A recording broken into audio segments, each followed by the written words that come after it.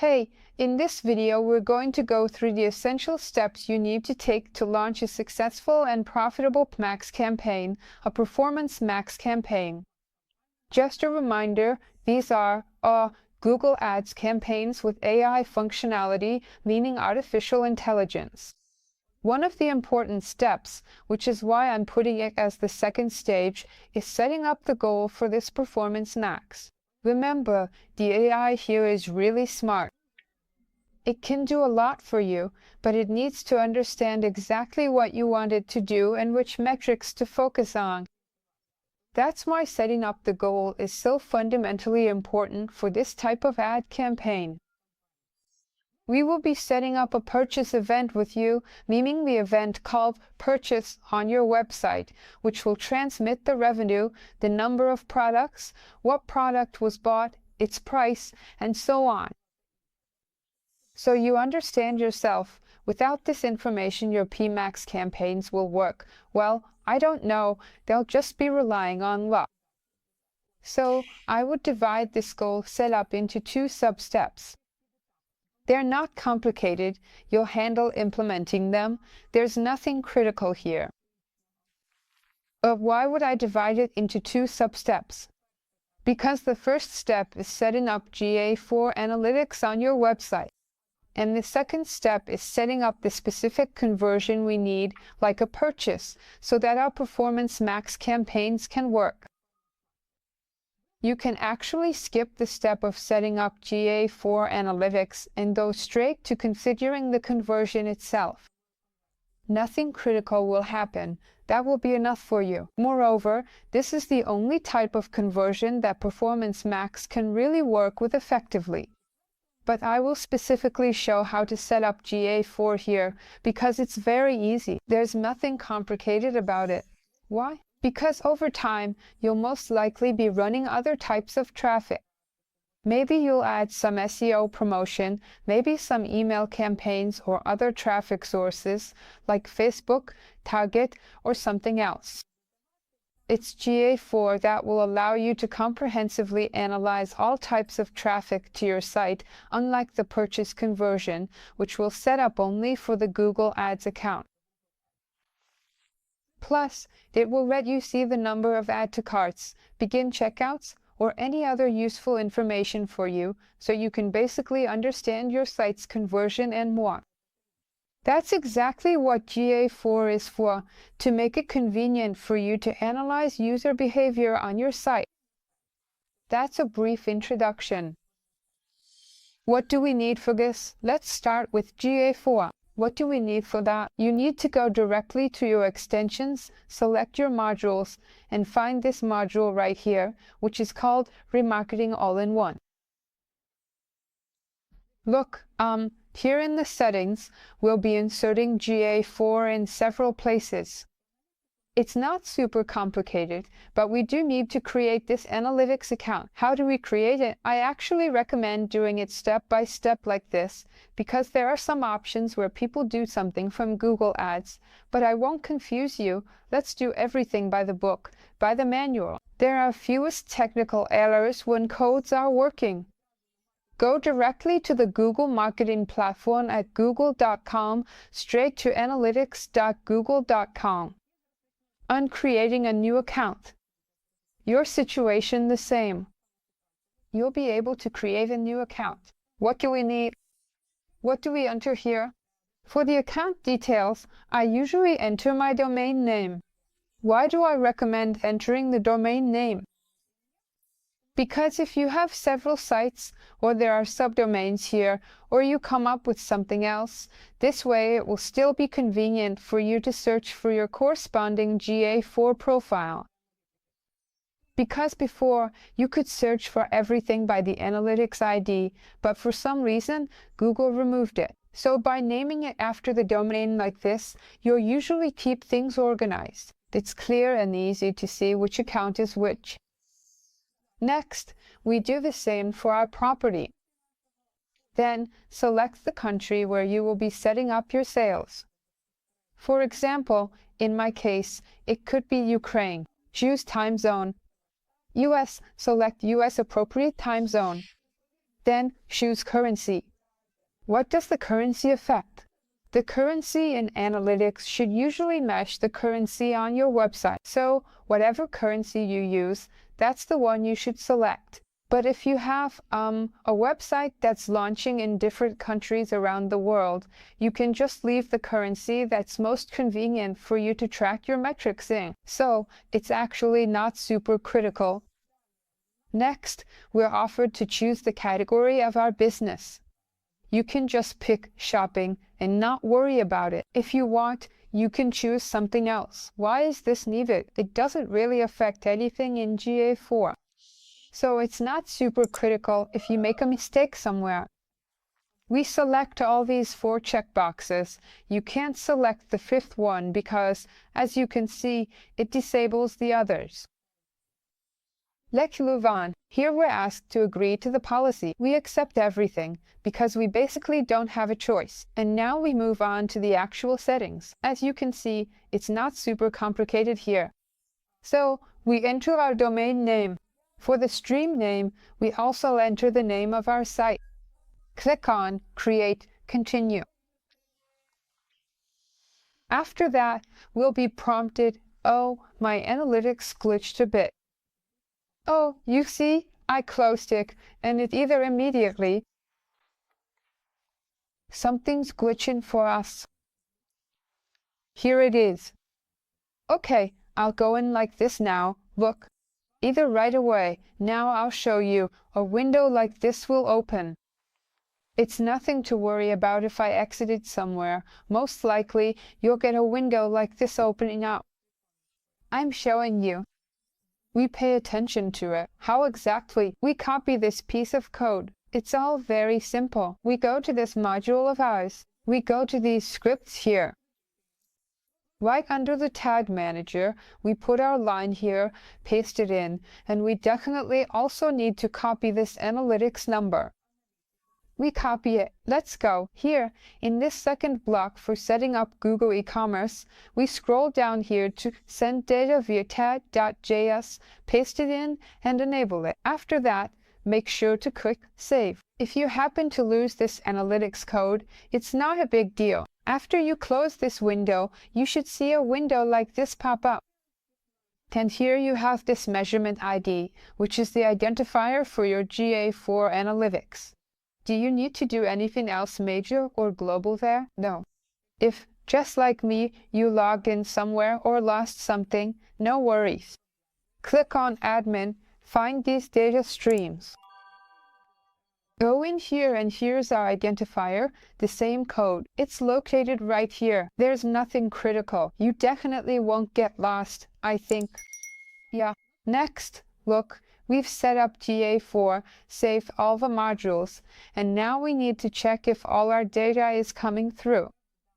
How can we do that? The easiest way, unfortunately, as suggested by Google and not anyone else, is to check it through Debug View. What is Debug View? It's a tool for previewing whether our GA4 is receiving any data. To do this, go to Admin and click on Debug View. But there's one thing to note, Debug View works in preview mode. What does that mean? It means we need to use a specific tool that enables this preview mode so the debugger will work. To do this, we go to our tag manager, go back, click on Preview, enter our domain name exactly as it is. So we add it and click Connect. After that, our website opens. Absolutely essential. Very important. Check this block to make sure it says that the debug information is from the Viewable Integration System window, meaning it's connected. Because sometimes Google can freeze up. It might seem to you that it's not working, but actually, it is working. It's just that Google sometimes glitches out.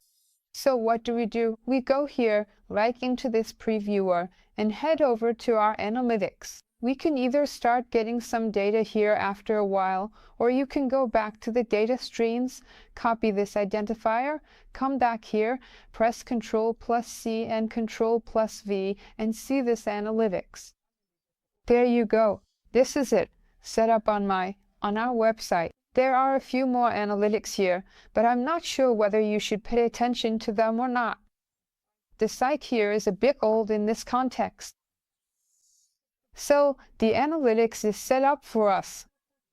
If you want to go the extra mile and really check 100% whether everything is being tracked or not, you'll need to wait a bit here. And literally in about, I don't know, 5 or 6 minutes, events will start appearing here. So some information will start coming in here. We can, for example, go to the page. Be sure to check that you have all the information here, because I can see that everything is being tracked for me here. Analytics is here, and even events are being sent for it. Here, I just select this analytics. I see my UI, there's a product card view, so everything is working. In about 5 or 6 minutes, this set of events might show up for you as well. Ideally, you should click through a few events on your site. Well, at the very least, you visited a product card, added an item to the cart, and ideally even completed the process by placing a test order. That would be perfect. What? Just to see this set of events in your analytics. Because OpenCart is still a platform that allows you to modify some of its templates. And remember, this module basically just takes and extracts some standardized things and uses them to generate the whole set of data for Google services. If you suddenly changed some template to something else, it's possible that some events might not be there. In that case, you should either write to the developer or contact a programmer, and the developer can also help you with this if needed. There's nothing critical here. It's just about figuring out what the cause might be, you know. Here you can check what's being passed. I have both the price of this product and product bundles here, just like with the cart. The only thing is, this debug view tool in GA4 isn't exactly perfect.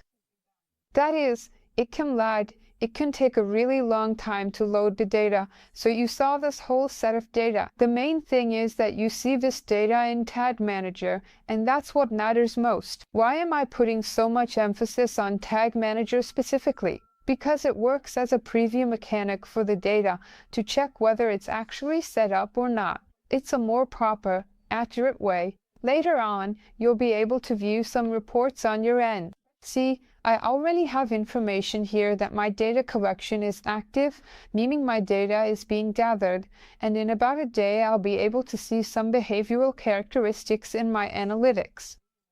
Alright, we're done with analytics. Now, about goals. Look, we're going to move on to the second stage. This is setting up conversion goals specifically, which are needed for PMax. And basically, in theory, you can already try using the purchase goal, which by default will be coming into GA4. How do you find it? You have a section called Events or Key Events. The difference between them is that key events are, by default, goals that are considered conversions and will be tracked as such, while the purchase event is, by default, present in every analytics account. Whether you want it or not, it is marked as a conversion. If suddenly, for some reason, for certain events. If you don't want to set up a Google Ads conversion, in principle, you can use the purchase event that exists in GA4. So, for now, we're done with analytics. The only thing left for us to do, one of those really super important nuances. Look, I won't dwell here on any super detailed features or analytics settings, because maybe it's not really relevant for you right now, and also so the video doesn't drag on for ages. If you need a set of basic settings for GA4 analytics that would actually be useful for analyzing information and not just sit there as a random set of data, let me know in the comments so I know to make a separate video about it. A bit later, we'll also link this analytics with Google Ads so that, just in case, you can see your ad campaigns, their names, and other details here. But we don't have an ad account yet, so we're skipping this step. So, we've set up GA4 Analytics. Now we need to do the most important thing for our PMAX campaigns, because in theory, you could work with this purchase correctly, but I still recommend working specifically with the Google Ads tag. Guy is with a purchase that belongs directly to Google Ads itself. Why do I think this is super important? Why does it seem to me that this is super important? Because this particular type of conversion will include a bunch of different data, which will also be useful for you in reports, for example, in Google Ads. For example, you'll be able to look at cross-sells, which products help each other sell. Moreover, the most important thing is that now all the Google experts are talking about this, and I really agree with them. They've added a feature called Enhanced Conversion Tracking. This is when, during a purchase conversion by a customer, information such as their phone number or email, or both sets of data about the buyer, is sent to the account. What does this give to Google? It allows Google to optimize correctly to select the right targeting mechanics. Without enhanced tracking, accounts really perform much worse. So, in order to set up this main conversion, the purchase tag, what do we need? We need our OpenCart directly. We'll be placing this in several places, and also in the ad account. How you should create an ad account. You can create an ad account directly from Merchant Center. There's really no secret to it. You can do it that way. And honestly, I even recommend creating ad accounts this way. If you already have an ad account created, it's not a big deal, everything's fine, it's all good. That's not a mistake. It's just that sometimes, through Merchant Center, Google might not require some super elaborate campaign structure, and sometimes it does. It's just there may be testing going on during the setup process. Both ways are correct. Nothing critical will happen either way. When we create a Merchant Center account and set up a Google Ads account through Merchant Center, we immediately get a clean connection. So, we don't need to link Merchant Center or send requests between it and other accounts. Look, all the features Google is developing now are made as simple as possible, so it's convenient for you to just set it up once and then keep working, getting sales. So really, the interface is changing for the better. Alright, so let's start creating our ad account. Click on Get Started, which means Start. Here, they will offer us to create an ad account and link it with Google Ads. We're going to create a new account together, although you can link it to an old account if you've made one before. In that case, you go to your Google Ads profile, tick the 10 digits that are on the top right above your email, paste them into this field, and click Send Request. Then, in the advertising account, you approve this request separately, so you can link it like that. Nothing critical will happen. I'm going to create a new account to show you how it can be done differently. So, for me, the country, time, and currency are automatically filled in. Pay close attention. You won't be able to change the currency in the advertising account later, so decide in advance which currency you'll use to pay for the account. I always have a basic recommendation for you. I'm giving you a basic recommendation. Ideally, the currency and country of your advertising account should match the country and currency of the physical bank you'll be using to make payments. So, for example, if you are physically in Latvia or Estonia and you have credit cards, real ones, not virtual ones, which is very important, otherwise you might run into blocks from Google Ads, that's just their policy, it doesn't matter. If you have a card from this bank, then it's better to choose everything according to the country of the bank card you'll be using to pay. But if everything is Ukrainian for you, like for me here, hryvnia, card, hryvnia, then you can just leave it as is. But if you have something else in the States, then you definitely need to select the country of the ad account and the currency according to your payment method. So, Well, you can't change the country, and you can't change the currency either. You'll have to create a new account. Why bother with all this? All right, let's do it. Let's make the connection, the link. Right now, it's suggesting that we enter the payment details directly in the Merchant Center, but for me, it's just offering to create a campaign. Sometimes, look, the interface can change completely. I'm recording this video now on March 26, 2025. So for now, this is how it looks for me. This is a new Merchant Center, a new Google Ads. For you, it might, for example, immediately ask for payment details. Don't hesitate to enter those payment details, because you'll need them to pay for your account. Yes. Well, right now I'm choosing the minimum budget here. I'm not going to change the company name for now. I clicked to create the campaign. Why do I love Merchant Center, creating campaigns through it? Because you don't have to, fill in keywords or ask AI to generate text, since you need to get through this stage really quickly. We're doing this for OpenCart and for tried and true campaign types called feed only, and we don't need any of that stuff at all. So that's another reason why I prefer to set up accounts directly through Merchant Center next. Look, it literally took me less than a minute to create the campaign, and now it's asking me to add billing details, meaning my payment information. I'm going to enter all of that directly right now. You'll decide for yourself what's convenient or inconvenient for you. I can quickly go over some of the formats here, for example. So look, you can pay for your advertising account either manually or with automatic payments.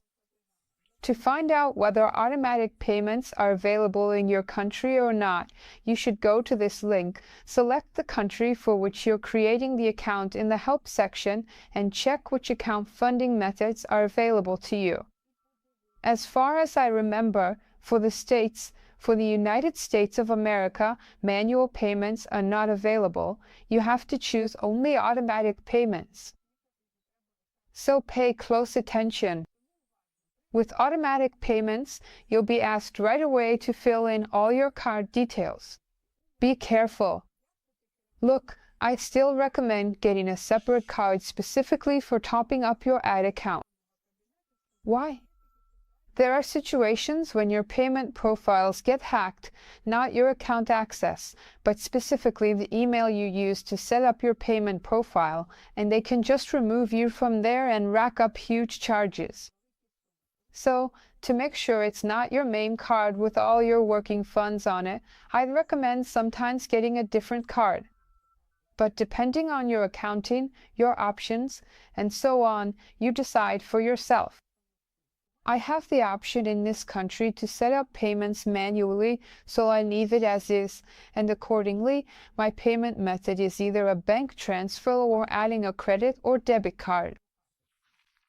It's also important to pay attention to the customer info section. Customer info, look, here I'm immediately offered to register either as an individual or as an organization. What's the difference between them? An organization is a legal entity. If we're talking about Ukrainian law, you need to fill in tax information here. Usually, this means whether you are a VAT payer or not, and you need to enter all this information carefully. What? Because after some time, you'll get a message in your ad account called Confirm Your Payment Details, and it will be directly related to this information, so that you don't have to contact support later asking them to change your details because you entered them incorrectly before. Enter them correctly from the start, just as they are. If you are an FLP, for example, a sole proprietor or just a private individual like Yana Lyashenko, you select Individual and choose your tax format. Are you a sole proprietor or are you just some private person? For a private person, it's not mandatory to enter the TIN or fill in all these details. Attention! All the information here must be entered in the language and format exactly as it appears in your documents, down to every punctuation mark, because you will be providing these documents to Google to verify your information. In advertising accounts in the United States, sometimes they might even ask for your social security number when verifying payment information. They say they don't store it anywhere, but who really knows? So be very careful with all these details, because usually real people check them, and if you make a mistake, even just one character or one digit, they might simply not pay attention to it. For now, I'm leaving all this information in the format I have it in. Here, I enter and fill in the part of the information that I need. Please wait.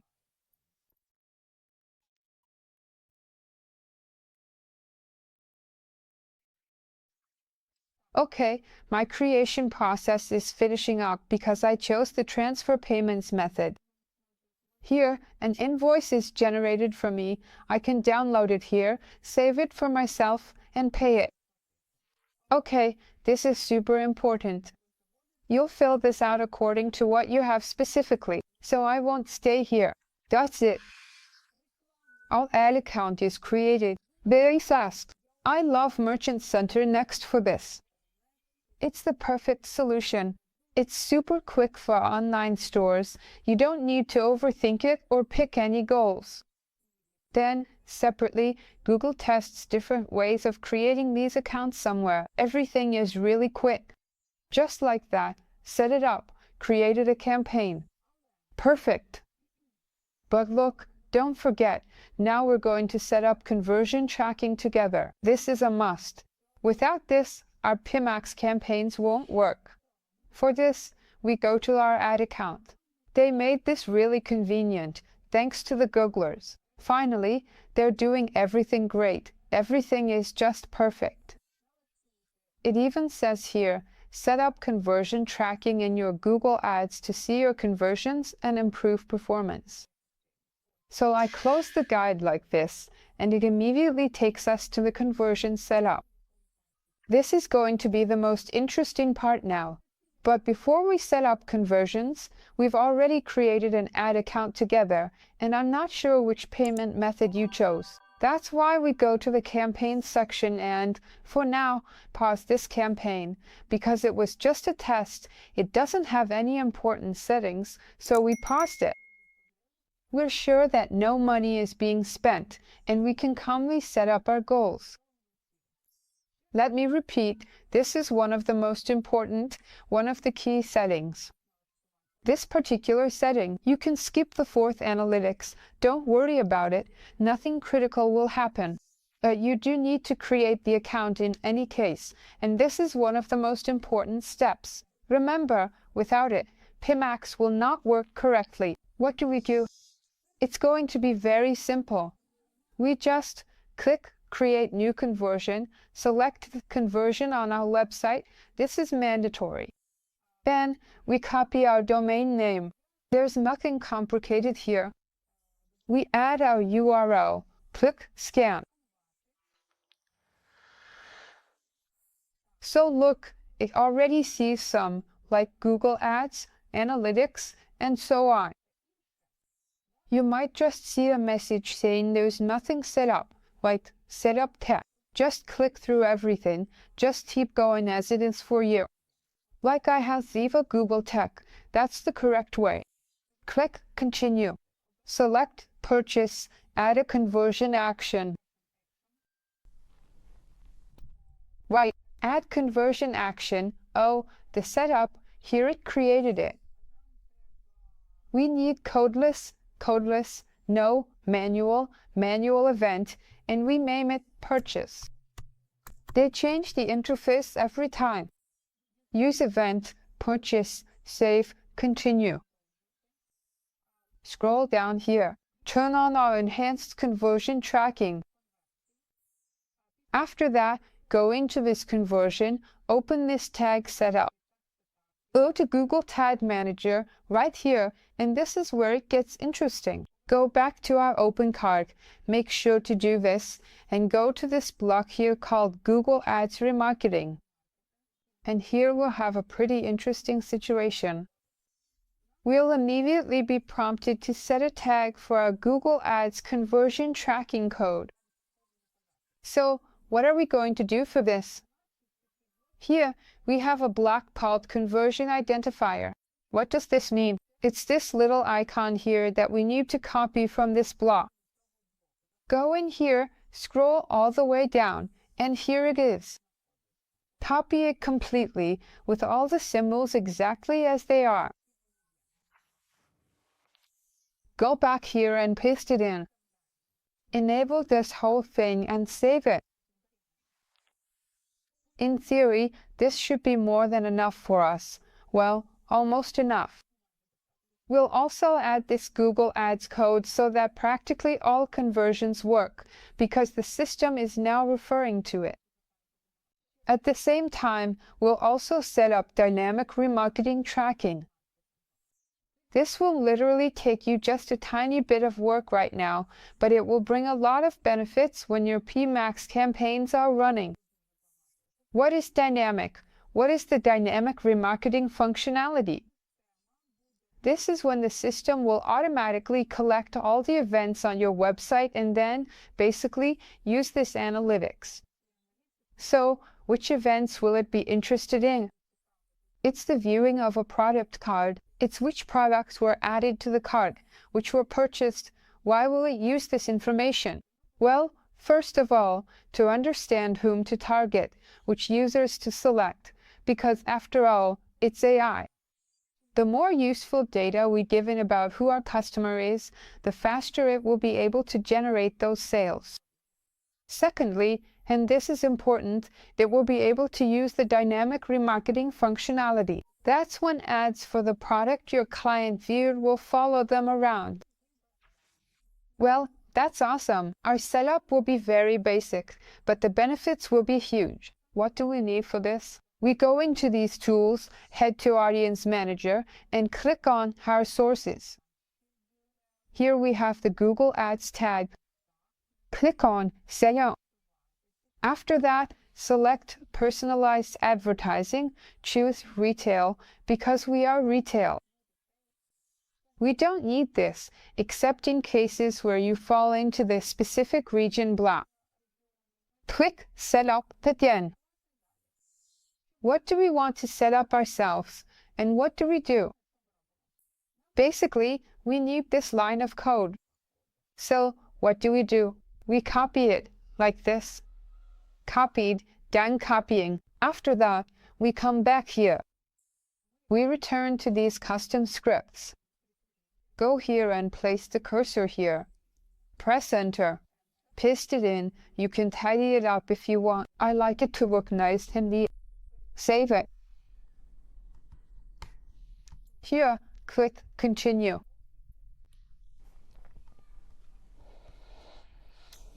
Now let's check if it's working for us. I copy this conversion ID and go back into my tag manager, click Preview, click paste it, and look for this tag. Here it is. I've got it. I can also go to another product page. So, for example, I went to a product page, select my tag. You see, I didn't wait for the tag manager to reload. It disconnected, so that happens sometimes. No big deal, you just need to wait until it's working. Well, Google isn't perfect, no matter how much we'd like to thank God that it even exists. Yes, it does. Look, I need to wait for the page to load, but I didn't wait. Anyway, let's try to publish this now. Maybe the tag manager itself is still lagging. We're going to reload the page now. Let's click on Preview. We enter our domain name. What is this? You see, my tag manager just doesn't want to work. It happens. Well, that's already Google's problem, not really ours. Another option is to clear the cache right here on the site. Maybe it also affects this, but I see these glitches on different website platforms, not just specifically on OpenCart. So basically, we saw earlier that it was there. How else can you check that data collection has started? As soon as you start sending some traffic to your site, when you come here, you'll see that hits will start being tracked here. They'll all be correct, accurate, everything's there. So what exactly did we just do in this short video? We set up Google Analytics 4 together. We set up the purchase event together, which we'll need for our performance NACs. And we also set up an extra bonus for our performance NACs, which is dynamic remarketing. All of this is configured through this very module here. There's nothing critical here. You can handle everything. Everything works correctly here. Everything is great. Wonderful. That's it. What can you do ideally? Ideally, of course, it would be good to check whether the purchase is being tracked through the same tag manager at the very least. That would be the ideal scenario when you can be sure that everything is being transmitted. But in principle, this is enough for you to know that you have everything you need. But now let's try if my tag manager will work, because unfortunately, I'm having some issues with it. Yeah, for some reason it doesn't want to connect for me. Oh, see? Well, here we go. That's when the trouble started. Unfortunately. So I'm going to skip this part for now.